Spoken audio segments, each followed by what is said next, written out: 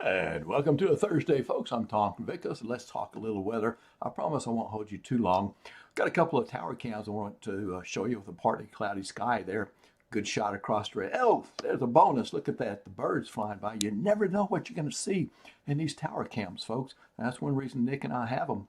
All right, so Rapides Regional Medical Center. Thank those folks for that cam. And then going in over toward Vernon Parish, all our friends in Leesville. Hello to you folks there.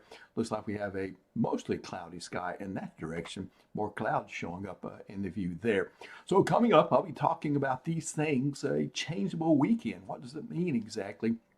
Well, we'll see some changes in the rainfall pattern as well as the temperatures. Some significant changes coming up as far as the temperatures are concerned. In fact, part of that is a freeze possible early next week, so you want to stay tuned to that. Some oak trees around my place showing up some buds already. We haven't had a freeze here in 2 weeks in Alexandria out at AEX. Looking at the radar, we did see a few showers, I think, down across maybe portions of southeastern Beauregard and southern Allen Parish.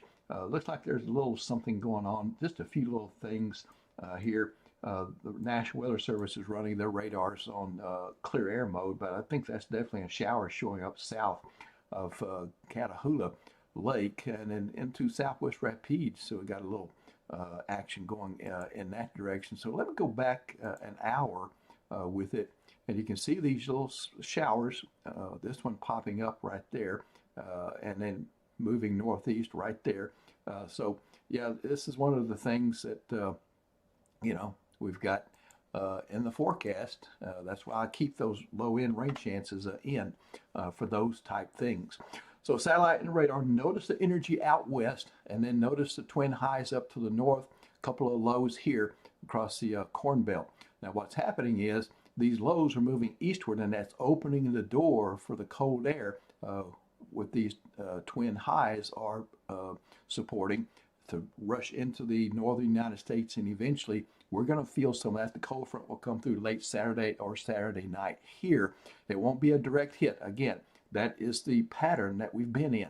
They've been missing us to the east, except the one that brought the coldest weather there at the end of January, moved more down further to the west. But the rest of them have been moving something like out of the plains through the Corn Belt, upper Midwest, Ohio Valley, and into the eastern, northeastern portion of the country. So we'll get colder, but nothing serious or ridiculous. So futurecast coming in through the evening hours, if you're going to be out doing some errands, entertainment, that type of thing this evening. Could be a stray shower or sprinkle, probably not enough for an umbrella, but for your commute in the morning, I think the chance to be a little bit better for tomorrow morning. May have a little patchy fog mixed in with that, so let them be careful in the fog, and of course, don't drive too fast on the wet roads if that happens. PM commute, a few stray showers can't be ruled out there. And likewise, as we head into Saturday morning, looks like grocery shopping mid-morning, could be a few stray showers during that time frame as well. The big front will still be to the north of us. Okay, I'm playing with the hot or warm this time of year, warm or mild bubbles of air, and colder bubbles of air here. So, and I'm just going to kind of let this run, but I want to show you two things with this. Try to notice two things. First of all, that the repeated energy coming out of Canada, heading through the upper Midwest, Great Lakes, and into the northeastern portion of the country there, the big population centers there. So watch that. And then after cooler weather for Sunday, Monday, and into Tuesday morning, notice how we get back in a warm spell here. So you can see this energy coming in repeatedly across the east.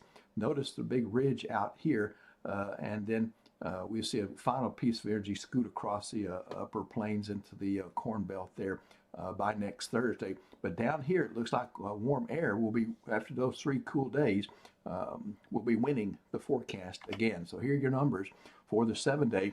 We look at Friday, 40% chance of some showers, 74 for your high, 75 for Saturday ahead of the front, keeping 30% in there. So a little front possible in the area. Friday, the bigger one comes in late Saturday night. And you notice it will be much cooler Sunday. So as you head out to church, Sunday school, those type of things there on Sunday, plan on it being chillier and you'll feel the difference.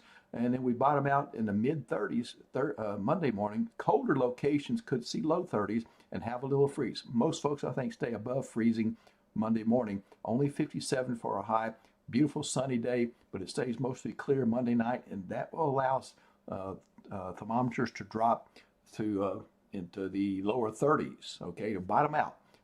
And that is an average across Central Louisiana. There could be some readings as cold as 29 that morning and as warm as 35. That's the way the pattern usually goes.